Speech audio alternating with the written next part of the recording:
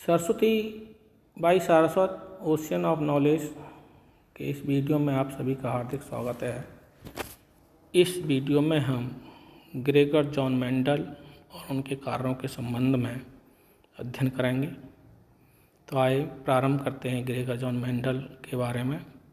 Gregor John Mendel का जन्म 22 जुलाई 1822 को हीजेनडॉर्फ नामक गांव में हुआ था, जो ब्रून शहर ऑस्ट्रिया देश में था। ऑस्ट्रिया देश के ब्रून शहर के हीजेनडॉर्फ गांव में हुआ था। कब हुआ था?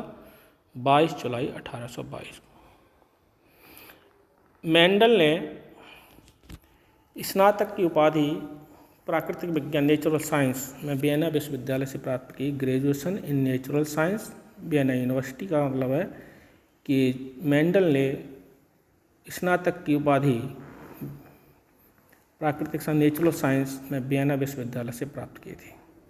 इन्होंने अपने प्रयोग मटर के पौधे पायसम सटाइवम, जिसे गार्डन पी के नाम से भी जाना जाता, पर किए। उन्हें 1856 से 1863 तक 7 वर्ष तक प्रयोग किए इन्होंने मटर के पौधे पर। तो पूछ लेता है कि मेंडल ने किस पौधे पर प्रयोग किए थे, का ध्यान रखें। और इसके बाद इन्होंने अपने प्रयोगों के निष्कर्षों को एक पत्रिका प्रकाशित होती थी ब्रून से, उसका नाम था natural history society of Brunn. Natural history society of Brunn में प्रकाशित कराया 1865 वाले अंक में। ठीक है। अब ये मेंडल जी जो थे 1884 में सुरक्षित हार गए, मतलब इनकी मृत्यु की डेथ हो गई। इनकी मृत्यु के बाद सन 1900 में 3 वैज्ञानिकों ने अलग अलग अध्ययन किया और वो सब एक ही निष्कर्ष पर पहुँचे। वो नाम है कार्ल कोरेंस, जर्मनी के रहने वाले थे। ह्यूगो डी व्रीस, हॉलैंड के रहने वाले थे। E.B. शेरमैक, टी साइलेंट रहेगी और लैटिन भाषा का SCS हिस्सा बनेगा, तो E.B.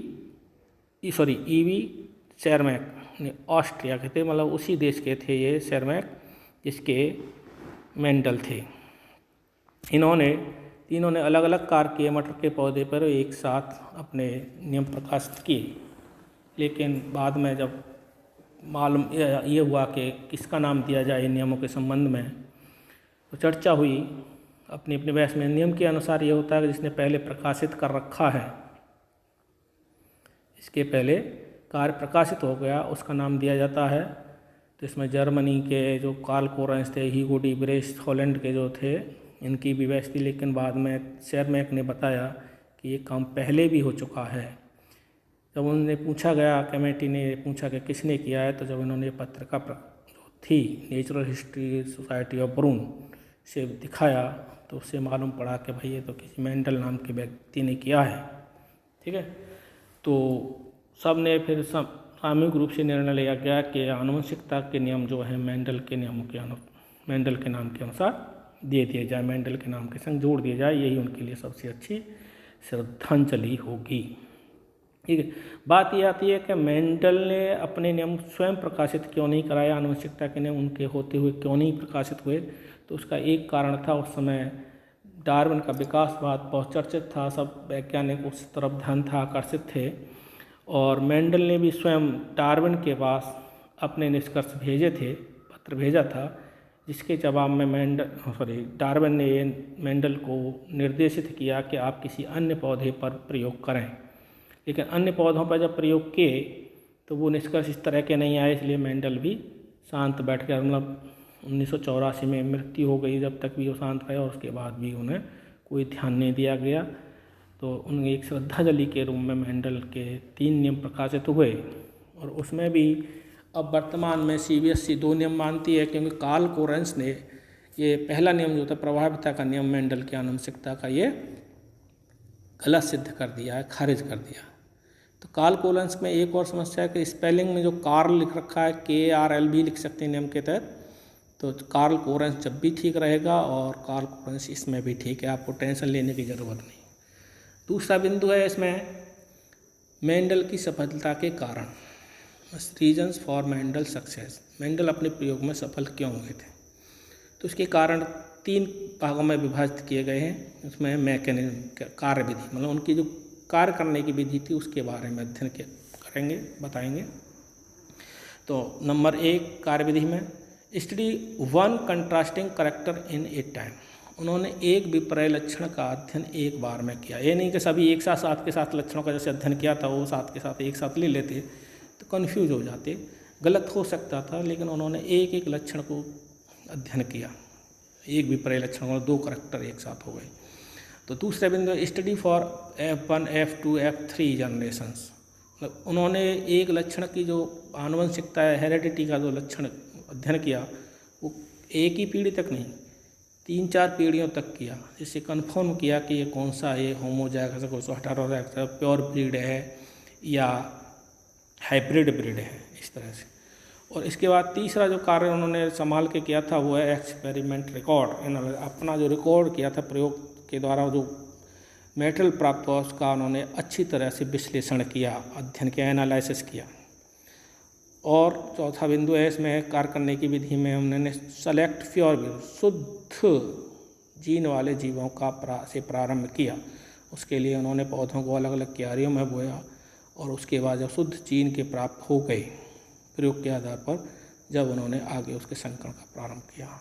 आगे की बात तो है emasculate the flowers to provision of self pollination, मटर के पौधे में उमूमन प्राकृतिक रूप नेचुरल साइड से ही इसमें स्व परागण होता है, सेल्फ पॉलिनेशन होता है। इसके रोकने के लिए उन्होंने पुंकेसरों को काट के अलग कर दिया गया था। जब नर पुंकेसरों नर भाग को जननांगों को निकाल देते तो उसे इमेस्कुलेशन कहते हैं।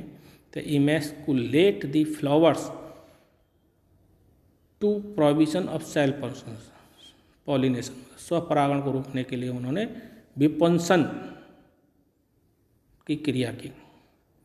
दूसरा जो भाग है इसमें selection of material for experiment, उन्होंने प्रयोग के लिए जो पौधा चुना उसकी विशेषताओं के बारे में अध्ययन करेंगे हमें। उन्होंने पायसम सटाइवम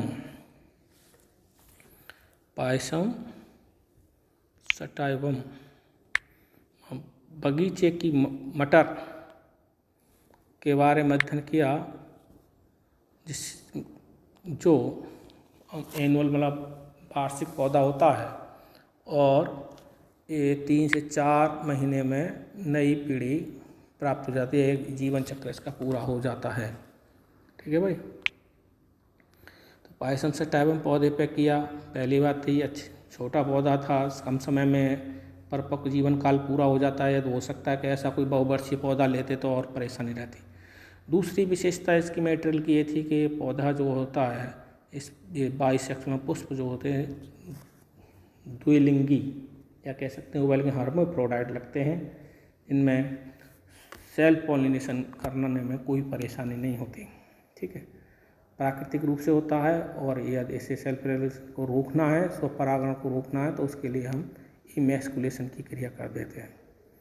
उसके बाद नो नेचुरल हाइब्रिडाइजेशन, प्राकृतिक रूप से सेल्फ पॉलिनेशन होता है तो इसमें दूसरे जीन मिलने के कम चांसेस होते हैं, प्राकृतिक रूप से इसमें संकरण नहीं होता। उसके बाद चौथी विशेषता homozygous due to self pollination, स्वपरागण के कारण ही ये होमोजाइगस अवस्था में होते हैं मोटे मटर के पौधे पायसम सटाइवम के। तीसरी बात जो थी इसमें वो है आपके लिए सिलेक्शन ऑफ हेरिटेबल ट्रेड्स, आनुवंशिक लक्षण जो समूह कंट्रास्टिंग करैक्टरों के जो ग्रुप्स लिए थे वो भी सेलेक्ट करना उनके लिए बहुत नसीब की बात थी, परिस्थिति बस थी कि उन्होंने जो लक्षण प्राप्त किए या जिनका अध्ययन किया वो अलग अलग क्रोमोसोम से उनकी जीन थी और उनका स्वतंत्र रूप से हेरिटेशन हुआ। 7 करैक्टर्स थे। ठीक है, तो करैक्टर कंट्रास्टिंग करैक्टर 7 थे ना, कुल करैक्टर 14 होते हैं और इनके बारे में आपको अभी दिखाते हैं कौन कौन से करैक्टर थे। आप पिछली वीडियो में भी हमने आपको बताया था कि लक्षण थे उनके जो अध्ययन किए थे, गोल बीज, राउंड और रिंकल झुर्रीदार बीज, ये आनुवंशिकता का अध्ययन किया उन्होंने। दूसरा कंट्रास्टिंग करैक्टर था पीले बीज और हरे बीज वाले मटर के पौधे जो थे, तीसरा इनफ्लेटेंट मतलब फ्लैट, चिकना, स्मूथ, कंस्ट्रक्ट, झुर्रीदार फल बनते थे। चौथा लक्षण जो है कंट्रास्टिंग, वो ग्रीन, हरे फल वाले और पीले फल वाले, येलो वाले। पांचवा जो लक्षण था पर्पल, बैंगनी पुष्प वाले पौधे और सफ़ेद वाले।